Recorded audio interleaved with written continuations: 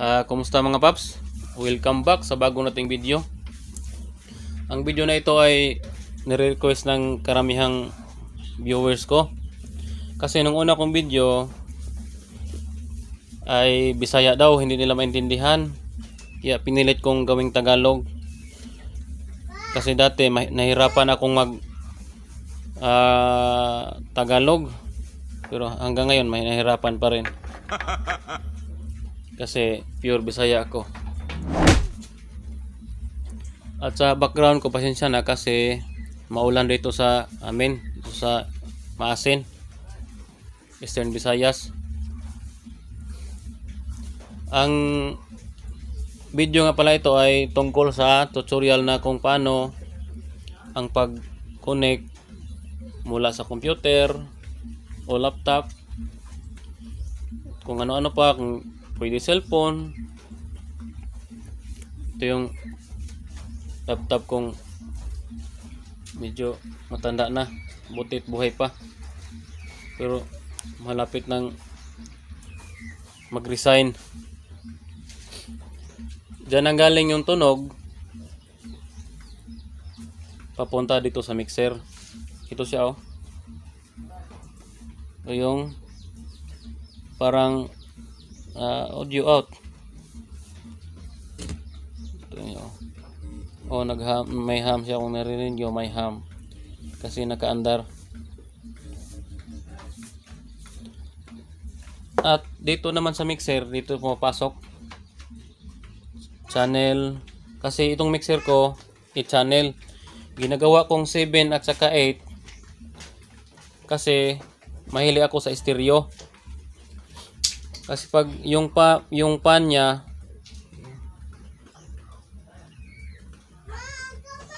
ginaganyan mo, naging mono, naghahalo yung kabilaan ng channel niya. Kaya ginagawa kong itong channel 8 right yung umaandar, right channel. At ito namang channel 7, yan, oh. Yan pala yung channel 7. Ginagawa kong left channel. Yung ibang mixer naman, katulad ng yung live na ganito din, i-channel, andun doon na yung yung 7 at saka 8 ginagawa ng isang feeder, isa na lang anuhin mo, ganyan. Pero ito kasi iba, Yamaha na class A. Ito nga pala yung model, oh. Yamaha City ETS-USB.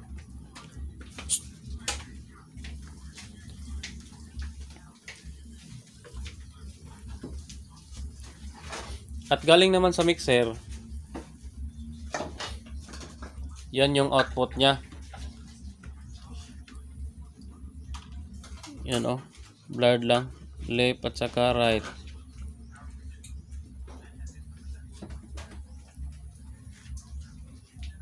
At iikot tayo sa likod. Sandali pala. Dito ko nga pala pinapasok sa equalizer na ito.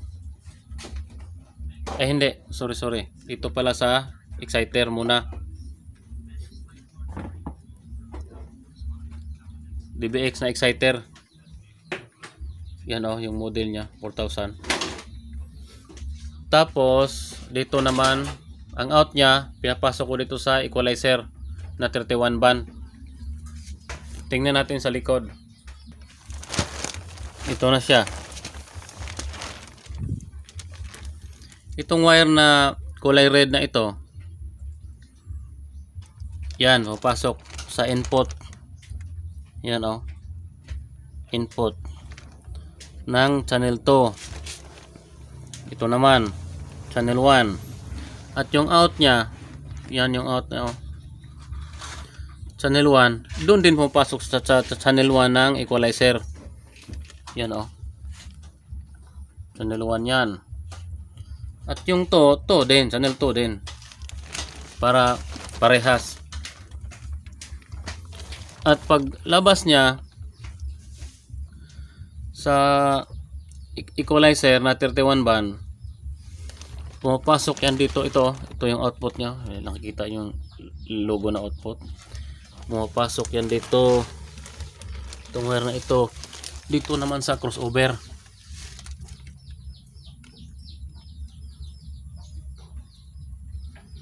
Ito yung input niya, oh. Ang hirap silipin. Yan yung input niya.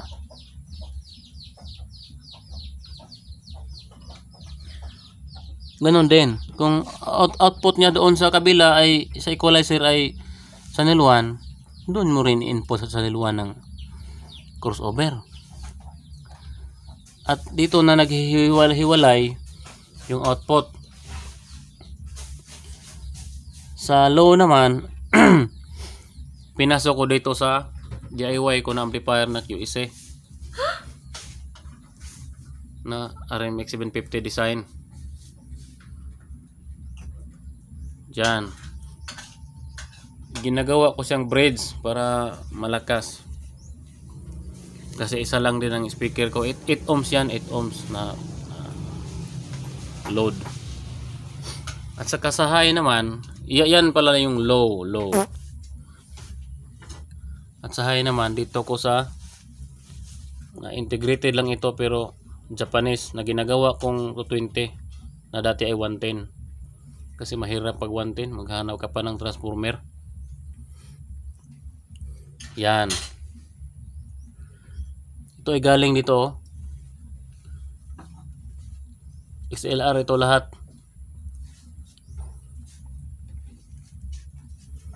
Diyan ang gagaling. At doon na sa mga speaker. Ito nga pala yung speaker ko. Na bago kong gawa.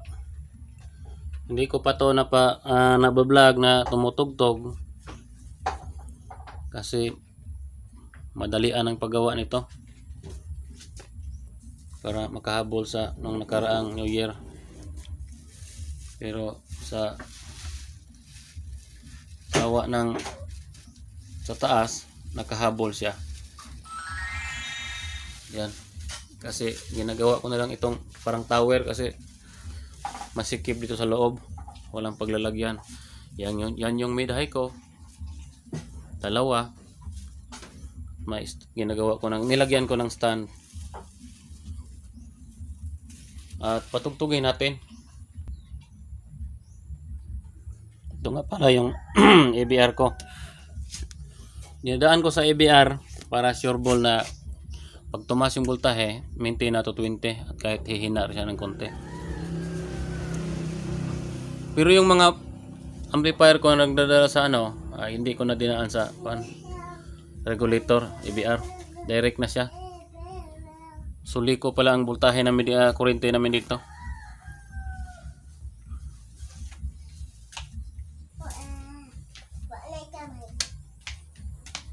Umikot na yung fan niya, oh. May ilaw na rin yung mid-high ko. 2-way lang pala ang ko dito setup. Hindi ko na ginagawang 3-way. Kasi pag 3-way, tatlong amplifier ang gagamitin mo, tsaka yung linear sa wire niya marami. 6 sa channel 1 lang. 3 pares. Bali 6 lahat na linya. Maraming wire.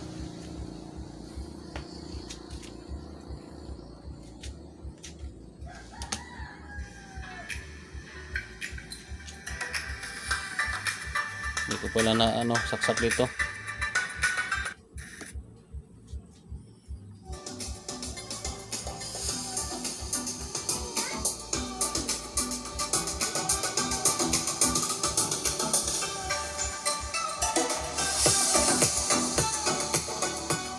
Makikita nyo pag dito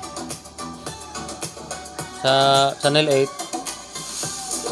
kasi nakapaning yan sa right, right lang din ang umiilaw.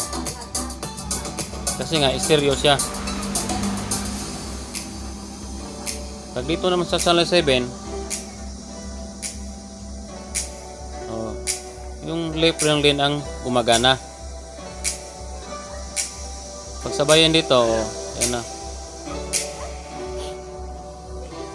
At volumean ko itong sub ko.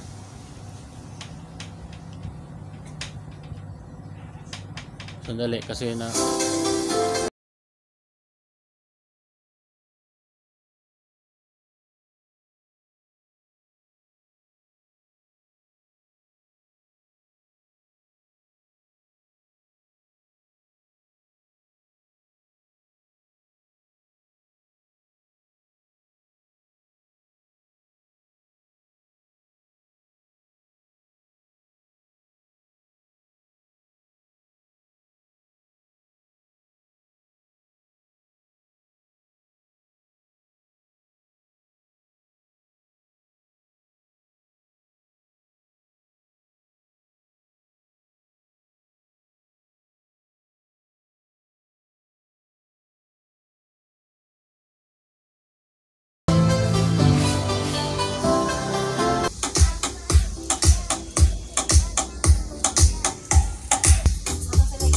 munti ko na palang makalimutan. Ang pinatugtog ko lang ngayon ay itong sa na baba.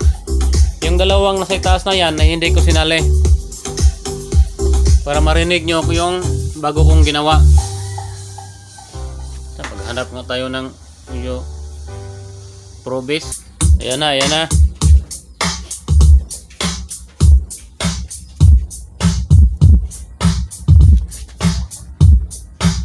Yung tunog nyo.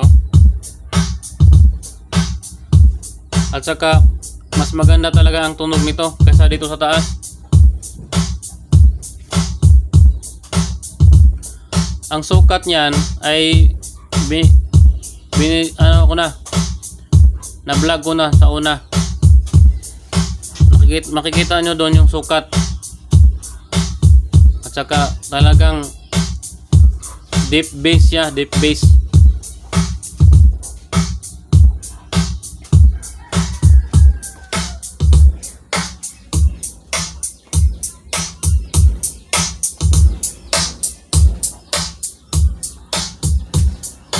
Patayin ko yung ano niya, mid high. Ito nga palang amplifier na to ay talagang vintage. Makikita nyo ganyan-ganyan pa yung indicator niya, vintage talaga siya. Pero okay lang, maganda yung tunog kapag vintage.